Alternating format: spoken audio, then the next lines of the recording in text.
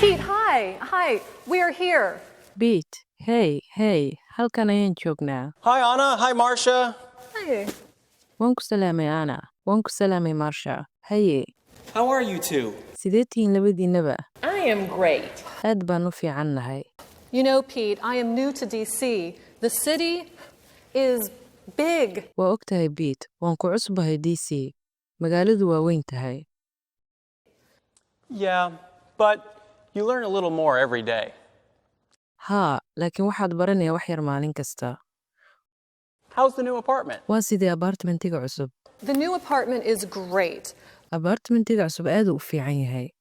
Let's get coffee. Aan kofi doonano. Anna, do you have a pen? Anna, ma haysaa qalin? Yes, I have a pen in my bag. Haa, qalin baan ku hayaa boorsadeeda. I have a... Waxaan hayaa...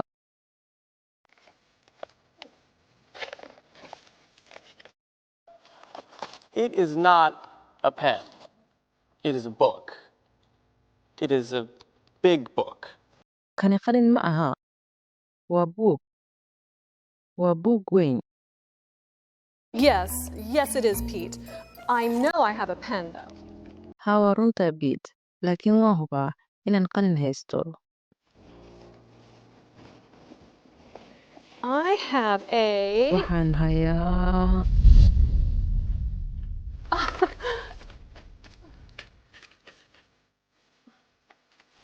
It is not a pen, Anna. A toy? Kani qalin ma aha, Anna. Waa alaab ciyaar. I have a... And it is a pillow. Tanna waa barkin. Pete, Marsha, I know I have a pen. Pete, Marsha, waan ogahay inaan qalin haysto. Anna, it is a map. Anna, waa khariidad. Why do you have a map of the world? Oo maxaad u sidataa khariidada adduunka? Pete, Marsha, now I know I have a pen. Pete, Marsha, hadda waan ogahay inaan qalin haayo.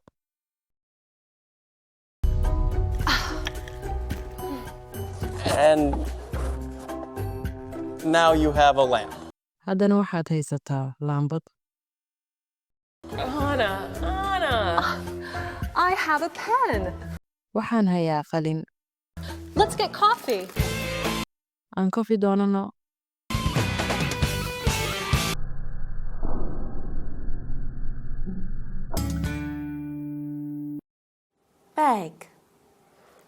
Bag. A bag is a soft container used to hold money and other small things. Bag micnaheedu waa boorso. A soft container used to hold the money and other small things. Weel jilicsan oo lagu qaato lacagaha iyo waxyaabaha yaryar.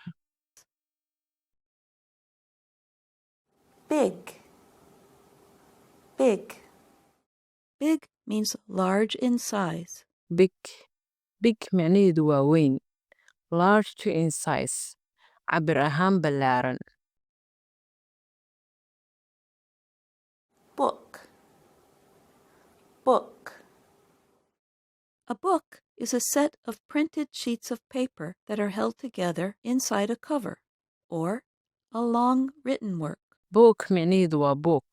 A set of printed sheets of paper that are held together inside a cover or a long written work.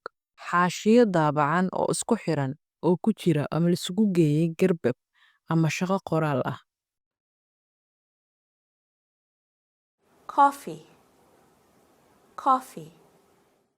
Coffee is a dark brown drink made from ground coffee beans and boiled water. Coffee, qaxwo, a dark brown drink made from ground coffee beans and boiled water. Cabitaan bun madow ah oo laga sameeyo miraha dhulka ka baxa oo lagu daray biyo karkarsan. Lamp lamp, A lamp is a device that produces light. Lampad, a device that produces light. Qalab iftiinka sameeya ama iftiin soo saara. little, little, Little means small in size. Little, yar. Small in size, cabir ahaan yar. map, map, A map is a picture or chart that shows the rivers, mountains, streets, etc. in a particular area. Map micnaheedu waa khariidad, a picture or a chart that shows the rivers, mountains, streets, and etc. in a particular area. Sawir muujinaya wadooyin, buuro, webiyo iyo wixii lamida oo meel gaara ku yaal.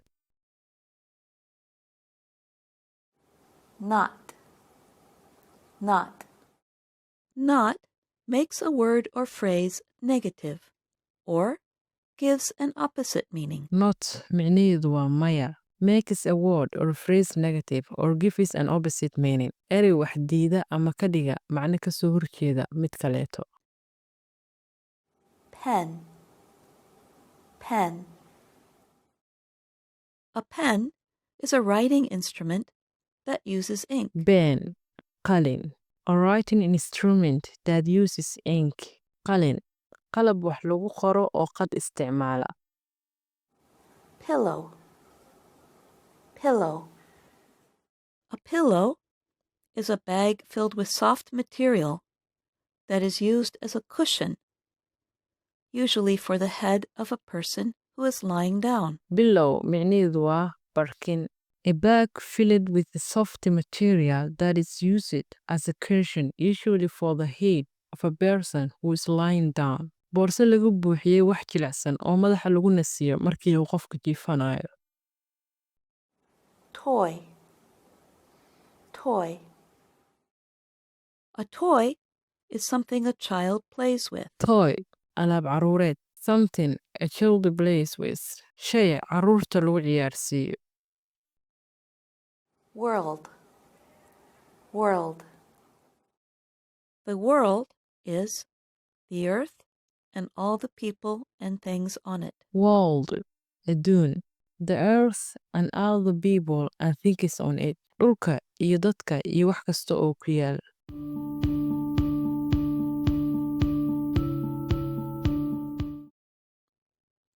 Often English speakers do not say the word and carefully.